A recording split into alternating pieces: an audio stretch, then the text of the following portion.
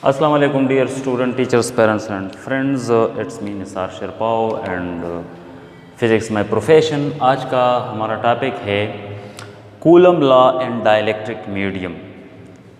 इससे पहले हमारा टॉपिक था Coulomb law. Just Coulomb law को हमने स्टेटमेंट उसका दिया था और उसका मैथमेटिकल एक्सप्रेशन दिया था। आज का हमारा टॉपिक है कि कूलम लॉ डाइलेक्ट्रिक मीडियम में, मतलब जब दो चार्जेस के बीच में किसी मीडियम को रख दिया जाए तो फिर जो कूलम फोर्स है चार्जेस के दरमियान उस पर क्या असर पड़ेगा, ये हम आज पढ़ेंगे। क्लियर है? अच्छा, कूलम लॉ में हम पढ़ चुके हैं। मैं डायरेक्टली इसका जो मैथमेटिकल एक्सप्रेशन है वही लिखूँगा। कूलम लॉ में हमने लिखा है F = 1/4 pi epsilon Q1 Q2 divided by R²। Clear है बात?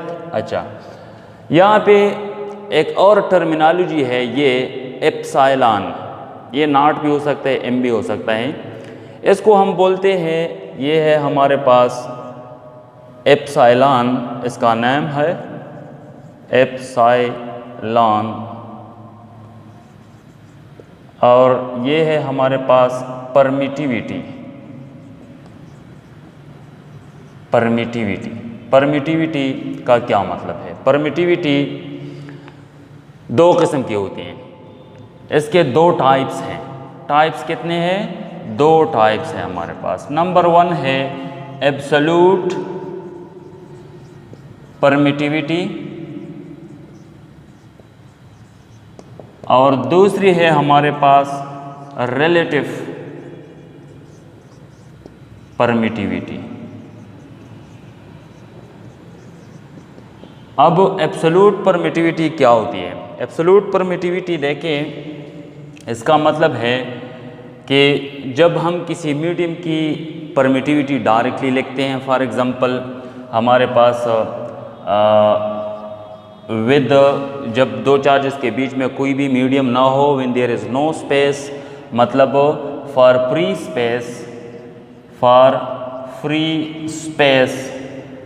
फ्री स्पेस एप्सिलॉन के साथ हम लिखते हैं not. Clear?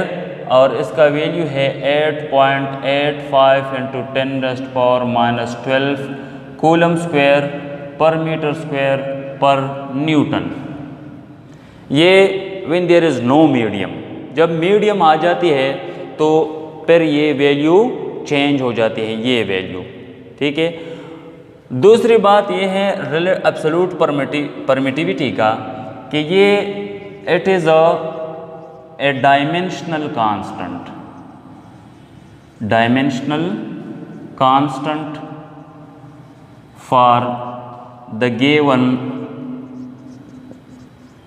Medium. Given medium के लिए ये डायमेंशनल कांस्टेंट है। डायमेंशनल कांस्टेंट का मतलब है कि इसका अपना यूनिट है, अलॉन्ग विद यूनिट। क्लियर हुई बात? जब भी आप परमिटिविटी देखेंगे और इसके साथ यूनिट हो तो इसका मतलब है कि ये एब्सोल्यूट परमिटिविटी है। ठीक है। दूसरी हम लिखते हैं रिलेटिव परमिटिविटी। ठीक है। रिलेटिव परमिटिविटी, अब जब हमारे पास एब्सोल्यूट परमिटिविटी हो तो रिलेटिव परमिटिविटी की क्या ज़रूरत है? रिलेटिव परमिटिविटी की बहुत ज़्यादा अहमियत है, और वो ये कि नंबर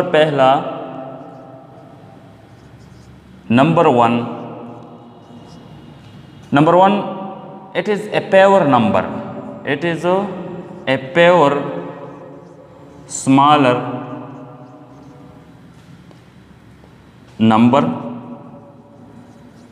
ये प्योर नंबर है। Number 2 it is a dimensionless, इसके साथ किसी किस्म का हम यूनिट नहीं लिखते आसानी के लिए। और ये इक्वल किस चीज़ के हैं, किस चीज़ का ये इक्वल है, ये नोट कीजिएगा कि याद रखो रिलेटिव परमिटिविटी की। मैं यहाँ पे एक एग्ज़ाम्पल देता हूँ। फॉर एग्ज़ाम्पल एक्सप्लेनेशन के तौर पे मैं एक एग्ज़ाम्पल देता हूँ। एग्ज़ाम्पल ये है कि सपोज़ हमारे पास एक मास है लेट सपोज ये हमारे पास एक मास है और ये है 6 किलोग्राम, 6 किलोग्राम। तो ये हमारे पास मास है, मास ऑफ द बॉडी। अब इसको मेजर किया गया है एक by comparing it with a unit. ये किसी यूनिट के साथ कंपेयर किया गया है, तब हमको पता चला है कि ये 6 किलोग्राम है। और वो है हमारे पास जो स्मॉलर यूनिट है मास का, और हम जो यूज़ करते हैं वो है हमारे पास 1 किलोग्राम। ये स्मॉलर और कैपिटल मास है हमारे पास 6 किलोग्राम। अब देखो रिलेटिव मास क्या होगा। Relative mass is equal to mass divided by mass of the 1 kilogram. तो 6 किलोग्राम डिवाइडेड बाय 1 किलोग्राम ये कैंसिल हो जाएगा, ये हमारे पास 6 आ जाएगा। और ये 6 जो है ये हमारे पास एक प्योर नंबर है, ठीक है। तो जब भी हम ये कोई चीज़ ख़रीदते हैं तो हम बोलते हैं फॉर एग्ज़ाम्पल 2 किलोग्राम चीनी दे दे या 2 किलोग्राम फ्रूट दे दे वगैरह वगैरह। तो याद रखिए ये हम रिलेटिव मास की बात कर रहे हैं, ठीक है। और रिलेटिव मास के साथ क्या होता है, यूनिट नहीं होता, ये डायमेंशनलेस होता है। लेकिन ये रवायती तौर पर ये बात चलती आ रही है, तो इसलिए हम बोलते हैं कि 6 किलोग्राम दे दे, 2 किलोग्राम दे दे या 5 किलोग्राम वगैरह वगैरह। तो जस्ट लाइक दैट, बिल्कुल ही इसी तरह रिलेटिव परमिटिविटी भी हमारे पास नोट कीजिएगा कि रिलेटिव परमिटिविटी हमारे पास है permittivity of the medium,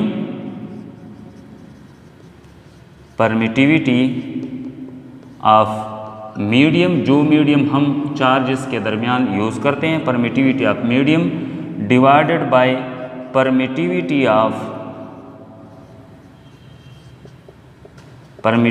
of air या फ्री स्पेस। जिस तरह हमने 6 किलोग्राम को 1 किलोग्राम के साथ कंपेयर किया, जो कि स्मॉलर यूनिट है 1 किलोग्राम, बिल्कुल ही इस तरह रिलेटिव परमिटिविटी जो है वो परमिटिविटी ऑफ द मीडियम, जो मीडियम हो, हमारे पास मुख्तलिफ मीडियम हो सकते हैं चार्जेस के दरमियान, उसकी परमिटिविटी, उस मीडियम की परमिटिविटी को जब हम एयर के परमिटिविटी या फ्री स्पेस की परमिटिविटी के साथ कंपेयर कर दे तो हमें जो वैल्यू मिलती है वो हमारे पास रिलेटिव परमिटिविटी होगी। और क्लियर बात है कि इसमें यूनिट कैंसिल हो जाएगी, क्योंकि परमिटिविटी ऑफ द मीडियम उसका भी यही यूनिट है कूलम स्क्वायर पर मीटर स्क्वायर पर न्यूटन, और परमिटिविटी इन द एयर जो है उसका भी यही यूनिट के साथ कैंसिल हो जाएगा। दूसरी हमारे पास जो इसका इम्पोर्टेंस है वो ये है कि ये वैल्यू जो इतना लंबा वैल्यू है 8.85 × 10⁻12 इस किस्म के वैल्यूज़ आ जाते हैं, बहुत ही छोटी वैल्यू, ये एक दूसरे के साथ कैंसिल हो जाएंगे और हमारे पास एक प्योर छोटा सा नंबर आ जाएगा। तो कैलकुलेशन में ये हमारे पास आसानी पैदा होती है। Relative permittivity is represented by ER, जिस तरह हमने लिखा MR यानी relative mass is equal to permittivity of the medium divided by permittivity when there is no space, epsilon naught. और ये याद रखिएगा कि परमिटिविटी ऑफ द एयर या फ्री स्पेस ये सबसे छोटी कम से कम वैल्यू है परमिटिविटी का, इससे कम वैल्यू नहीं हो सकता। लेकिन यहाँ पे किलोग्राम जो है, किलोग्राम से छोटा भी हमारे पास है, लेकिन ये मैंने एग्जाम्पल के तौर पे दिया। और परमिटिविटी एप्सिलॉन नॉट से कम वैल्यू नहीं होता, मतलब 8.85 × 10⁻12 से कम वैल्यू नहीं होता। बाकी जितनी भी मीडियम आ जाएंगे उसकी वैल्यू इससे ज़्यादा आएगी। दैट इज़ वाई, यही वजह है कि relative permittivity of the free space epsilon R, यहाँ पे मैं कुछ वैल्यू लिखता हूँ, मीडियम जो मीडियम हम यूज़ करते हैं और इसका रिलेटिव परमिटिविटी। फॉर एग्जांपल मैं लिखता हूँ स्पेस या वैक्यूम, मैं लिखता हूँ, इसका वैल्यू है हमारे पास रिलेटिव परमिटिविटी क्या होती है? परमिटिविटी ऑफ द मीडियम, लेकिन मीडियम हमारे पास क्या है? वो there is no medium. Clear? और यहाँ पे फार्मूले के मुताबिक एप्सिलॉन नॉट ये दोनों कैंसिल हो जाएंगे, तो ये हमारे पास आ जाएगा 1। अब देखो मीडियम अगर हम मोनो एटॉमिक लेते हैं, mono atomic gas, for example हमारे पास मोनो एटॉमिक गैसेस है, तो उसके लिए हम रिलेटिव परमिटिविटी इसकी क्या होगी? Permittivity for the mono atomic, जो कि कुछ मीडियम है, divided by permittivity of the free space, इसका जो वैल्यू है वो हमारे पास है 1.00059 और ये पावर नंबर है। For diatomic, for example atomic gases, for example हमारे एयर में ऑक्सीजन नाइट्रोजन की मिकदार ज़्यादा है और दोनों डाई एटॉमिक है, तो इसका वैल्यू है हमारे पास 1.0003। Permittivity of water, relative permittivity की हम बात करते हैं, H2O एट 20 डिग्री C, इसका वैल्यू है, टेम्परेचर मैंने हमारे प्रीवियस लेक्चर में मैंने एक्सप्लेन किया था कि ये जो परमिटिविटी है ये इलेक्ट्रिकल रिस्पांस है मैटर का। It is the electrical response of the matter to the electric field. Clear हुई बात? तो और ये जिस तरह हमारे पास रेजिस्टिविटी होती है, कंडक्टिविटी होती है, इसी तरह हमारे पास रेजिस्टिविटी परमिटिविटी भी है। और जिस तरह रेजिस्टिविटी कंडक्टिविटी दो बातों पे डिपेंड करता है, नेचर ऑफ द मटेरियल पे और दूसरी टेम्परेचर पे, तो बिल्कुल ही इसी तरह, बिल्कुल जस्ट लाइक दैट परमिटिविटी भी टेम्परेचर पे डिपेंड कर सकता है और medium nature of the medium पे। तो 20 डिग्री C पे हमारे पास रिलेटिव परमिटिविटी है वो है 80.4, और इसी ही वाटर की जब हम टेम्परेचर बढ़ा देते हैं 25 डिग्री C, तो ये 78.5 बन सकता है। क्लियर हुई? Relative permittivity of the metals की रिलेटिव परमिटिविटी क्या होगी? याद रखिएगा, ये इन्फिनिटी होगी। क्लियर हुई बात? तो अब देखो रिलेटिव परमिटिविटी की तो हमने बात की, अब फोर्स पे क्या असर पड़ेगा? ये जो परमिटिविटी है ये फोर्स को कैसे अफेक्ट कर देता है। क्लियर हुई बात? ये ले ले स्क्रीनशॉट अगर आपने लेना है, ठीक है। अब देखो सपोज हमारे पास दो चार्जेस हैं जिसका मैग्नीट्यूड है हमारे, ये इधर छोड़ देते हैं। सपोज हमारे पास दो चार्जेस है, ये है Q1 और ये है Q2, दोनों पॉजिटिव, ये आप नेगेटिव भी ले सकते हैं। और ये दोनों एक दूसरे पे फोर्स लगाते हैं इस तरह, और देखो ये इस चार्ज का जो इलेक्ट्रिक फील्ड है वो इसी डायरेक्शन में है, यानी ऑल डायरेक्शन में है। और ये Q2 का इलेक्ट्रिक फील्ड इंटेंसिटी है, ये इलेक्ट्रिक फील्ड, और ये है हमारे पास Q1 का इलेक्ट्रिक फील्ड चूँकि एक वेक्टर क्वांटिटी है इसलिए हम इस पे वेक्टर लेते हैं, ठीक है। ये चार्ज इस चार्ज को इस तरह रिपेल कर देता है इसी डायरेक्शन में, और ये Q1 जो है Q2 को इसी डायरेक्शन में रिपेल करेगा। When there is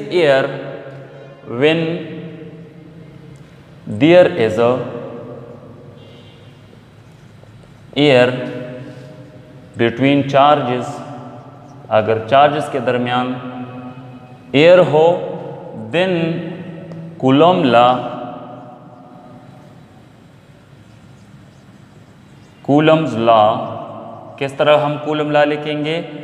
F naught means when there is no medium.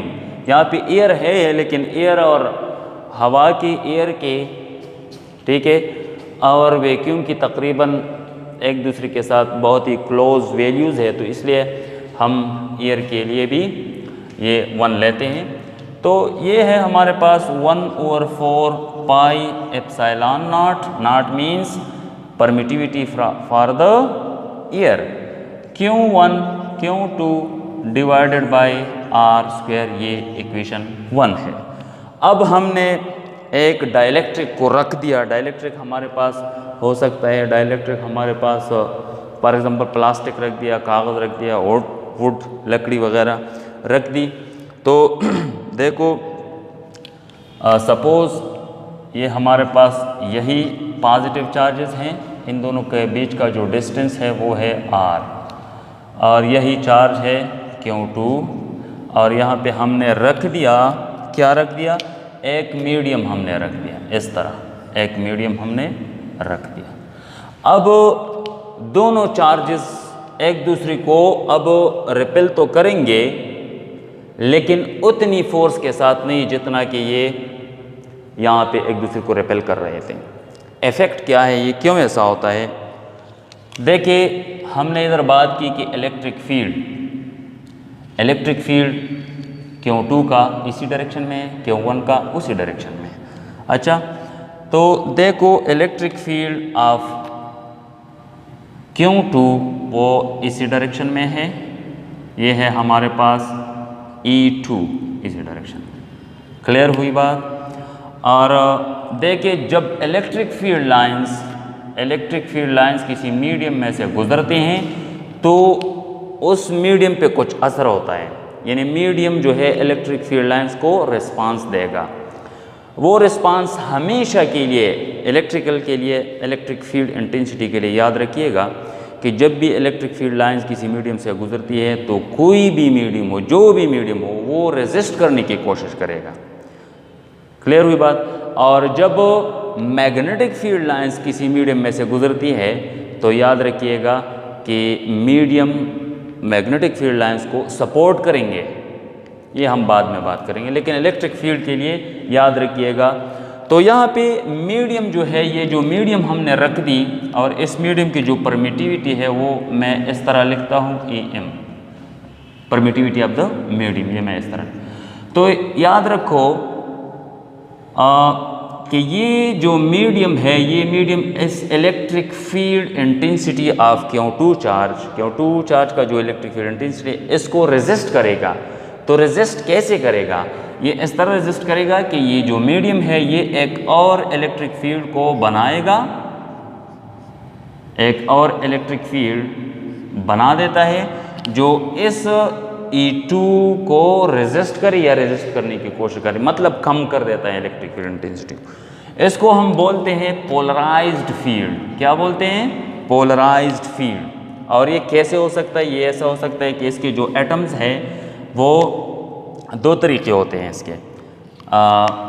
अगर ये F हो, इसके बारे में नोट कीजिएगा, इसके बारे में नोट करें। नंबर 1, पोलर के लिए अगर ये हमारे पास ये मीडियम, ये हमारे पास अगर पोलर हो, पोलर सब्सटेंस हो, पोलर सब्सटेंस का आपको पता है कि इसमें परमानेंट पोल तो है, पॉजिटिव नेगेटिव मॉलिक्यूल पे क्या होता है, एक one end of the molecule जो होता है वो पार्शियली पॉजिटिवली चार्ज, दूसरा जो है वो पार्शियली नेगेटिवली चार्ज, तो ये पोलर होता है।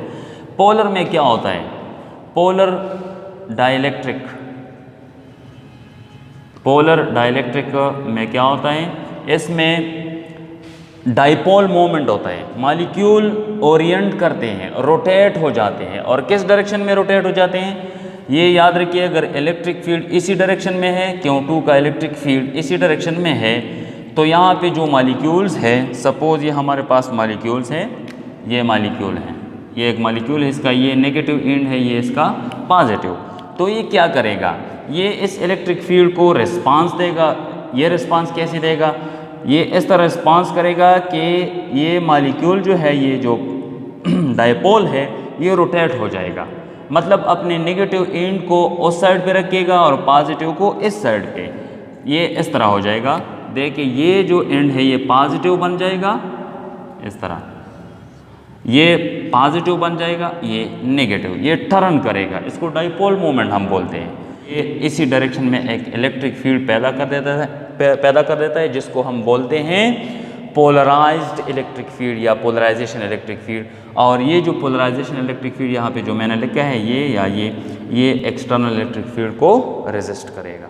ठीक है, पोलर। दूसरी जो बात है हमारे पास वो है नॉन पोलर। हमारे पास ऐसी भी सब्सटेंसेस है जो नॉन पोलर हो, for example plastic. Number 2, non polar, non polar substances.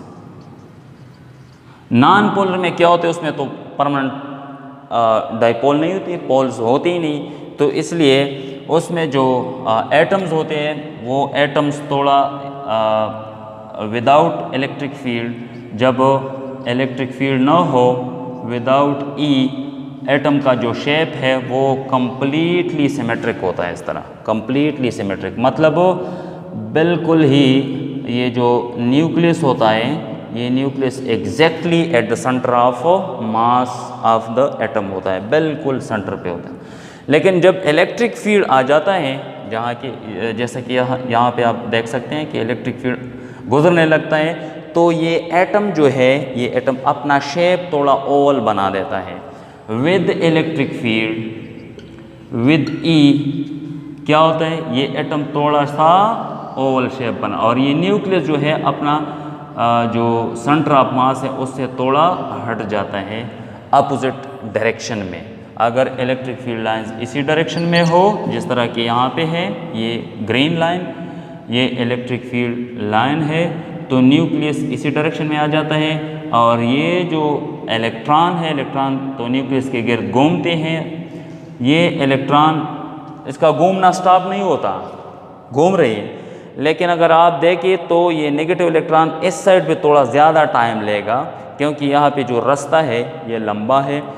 तो दैट इज़ वाई ये दो रिस्पॉन्सेज है जो कोई भी मीडियम किस चीज़ को देता है, इलेक्ट्रिक फील्ड को। एक होता है polar dielectric substances. Polar dielectric substances में परमानेंट डाइपोल होते हैं। परमानेंट डाइपोल जो है वो डाइपोल मोमेंट कर देता है, और डाइपोल मोमेंट की वजह से हमेशा एक ऐसा इलेक्ट्रिक फील्ड क्रिएट कर देता है जो एक्सटर्नल इलेक्ट्रिक फील्ड की अपोजिशन कर देता है।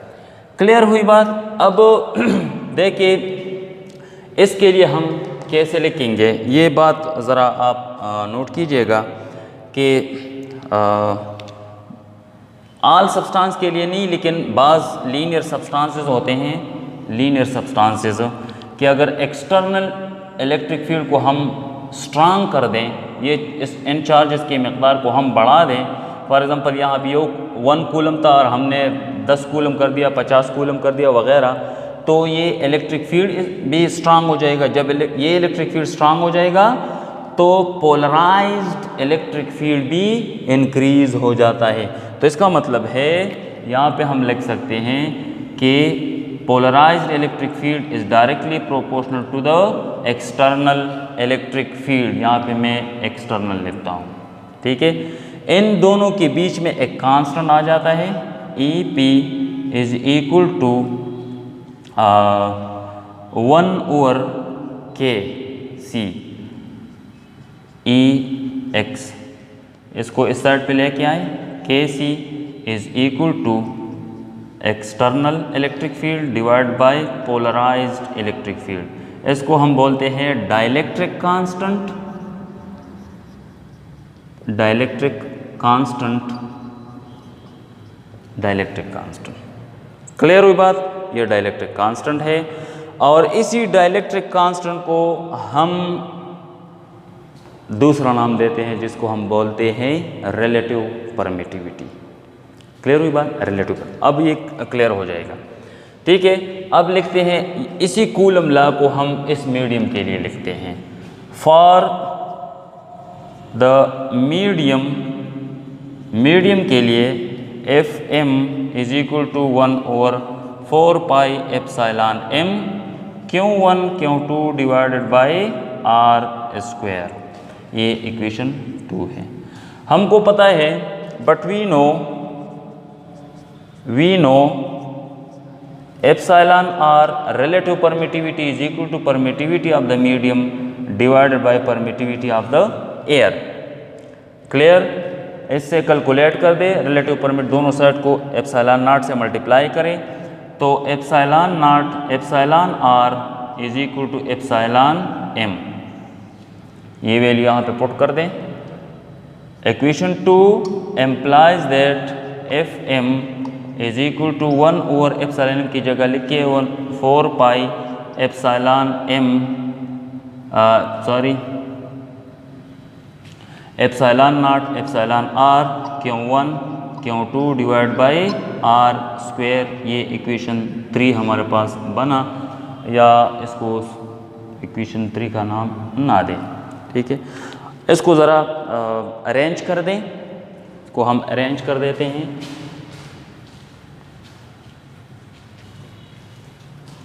ठीक है, ये इक्वेशन हम F M is equal to 1 over epsilon R को हम निकालते हैं, छोड़ ये एप्सिलॉन आर को यहाँ पे निकाल दिया एक साइड पे, और बाकी 1 over 4 pi epsilon not 4 pi epsilon not क्यों 1 Q 2 divide by R square. ठीक है, ये वैल्यू किस चीज़ के, इक्वेशन 1 में ये वैल्यू एफ नॉट के बराबर है। तो F naught F M is equal to 1 over epsilon R into F naught, F M is equal to F naught divide by epsilon R. Clear हुई बात। अब देखो कौन सा फोर्स ज़्यादा है। एप्सिलॉन आर की वैल्यू हमेशा के लिए 1 से ज़्यादा होती है। जब 1 से ज़्यादा होती है तो इसका मतलब है कि एफ नॉट को जब इस वैल्यू पे डिवाइड करे तब ये एफ इस फोर्स के बराबर होगा। इसका मतलब है कि F naught is greater than F M. मतलब जब कुछ भी मीडियम दोनों चार्जेस के बीच में ना हो तो वो चार्जेस एक दूसरे पे सबसे ज़्यादा फोर्स लगाएगा। बाकी जितने भी मीडियम इधर आ जाएंगे तो फोर्स कम हो जाएगा। यहाँ पे मैं एक एग्जांपल लिखता हूँ। एग्जांपल में F H2O is inserted, H2O लेकिन pure water inserted between charges, the force will decrease by how many times। शाबाश, हमने पढ़ा है कि एप्सिलॉन आर फॉर H2O जो है वो उसका हम एवरेज वैल्यू लेते हैं 80.4 है और 78.5 है, लेकिन हम 80 लेते हैं। तो देखिए मीडियम, यहाँ पे मीडियम की जगह हम लिखेंगे H2O। Clear. Epsilon R for H2O और FO for the air divided by 80। तो याद रखो कि force between the two charges will decrease 80 times. अगर दो चार्जेस एक दूसरे पे 80 न्यूटन फोर्स लगाते हैं, ठीक है, और जब हम उन दो चार्जेस के दरमियान वाटर रख देते हैं तो फोर्स कितना रह जाएगा, 1 न्यूटन रह जाएगा। तो इसका मतलब है फोर्स इज डिक्रीज्ड 80 टाइम्स। तो फोर्स हमेशा डिक्रीज हो जाता है। क्लियर हुई बात। यहाँ इस इक्वेशन की तरफ ज़रा मतवज्जी हो जाएं। इससे हम एक और छोटा सा रिज़ल्ट लेते हैं। ये ज़रा आप मतवज्जे हो जाएं।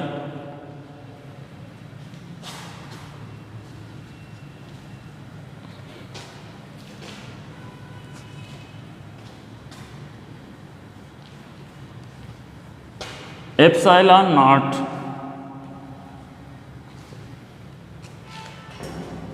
देखिए F M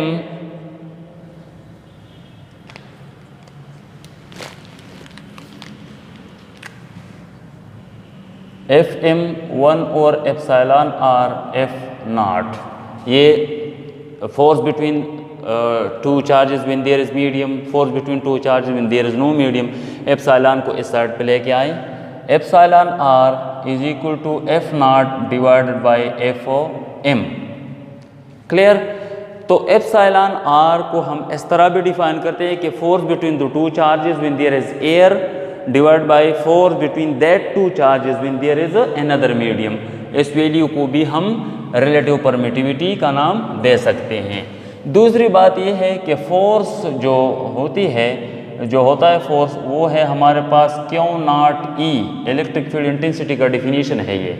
electric field intensity का डिफिनीशन ये है कि electric field intensity is equal to force per unit test charge. ये हम बाद में पढ़ेंगे। क्लियर हुई बात। जब हमारे पास यहाँ पे मीडियम हो तो हम मीडियम इलेक्ट्रिक फील्ड के साथ भी लिखेंगे। क्यों के साथ नहीं लिख सकते? क्योंकि क्यू नॉट जो है वो हमारे पास कांस्टेंट है। जब एयर हो तो Q naught E not.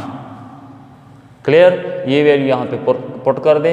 Epsilon R is equal to Q naught E naught Q naught E medium. ये कैंसिल हो जाएगा। Epsilon R is equal to epsilon naught divide by epsilon M. यहाँ पे हमने डाइलेक्ट्रिक कांस्टेंट लिखा था, तो मतलब है ये डाइलेक्ट्रिक कांस्टेंट के बराबर है।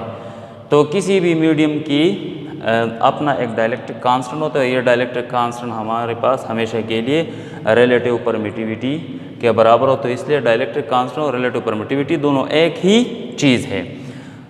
और ये दूसरा छोटा सा रिजल्ट हम लेते हैं कि परमिटिविटी क्या होता है, उसकी बेसिक डिफिनीशन हम किस तरह डिफ़ाइन करेंगे।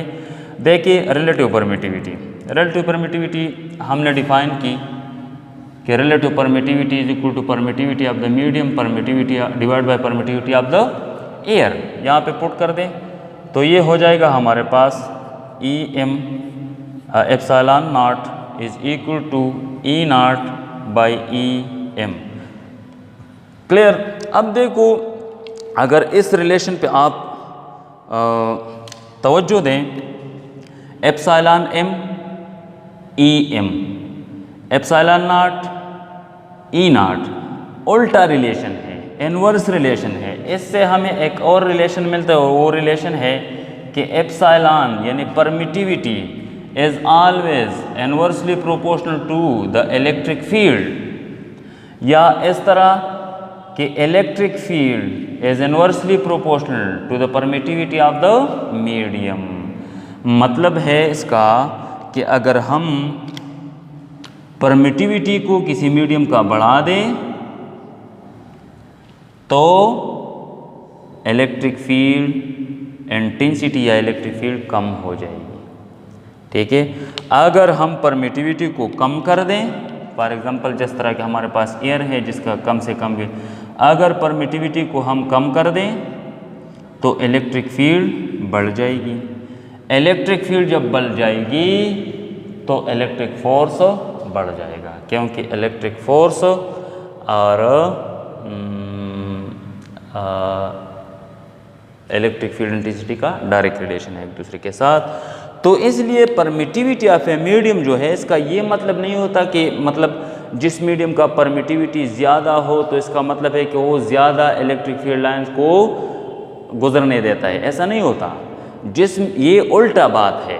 परमिटिविटी का मतलब है कि रेजिस्टिविटी कितना है।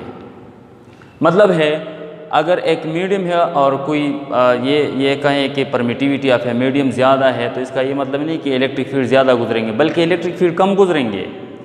परमिटिविटी एयर का कम है तो इसलिए इलेक्ट्रिक फील्ड लाइन ज़्यादा गुजरती हैं, इलेक्ट्रिक फील्ड की इंटेंसिटी ज़्यादा होती है। परमिटिविटी रिलेटिव परमिटिविटी मेटल का जो होता है, कंडक्टर्स का, वो इनफाइनाइट है, तो इसलिए इसमें से एक भी इलेक्ट्रिक फील्ड लाइन नहीं गुजरती। क्लियर हुई बात। तो इसलिए परमिटिविटी को हम इस तरह डिफाइन करेंगे और ये एक अच्छा डिफिनीशन है। इसका डिफिनीशन है कि the property of medium that resist the electric field lines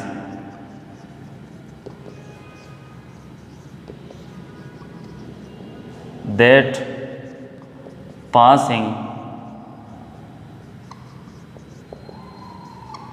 through it। ये एक मीडियम की रेजिस्टेंस है इलेक्ट्रिक फील्ड लाइंस के, तो एप्सिलॉन इंक्रीज होने से क्या कम हो जाती है? Electric field intensity. Electric field intensity कम हो जाती है तो इलेक्ट्रिक फोर्स ऑफ अट्रैक्शन और रिपल्शन कम हो जाएगा।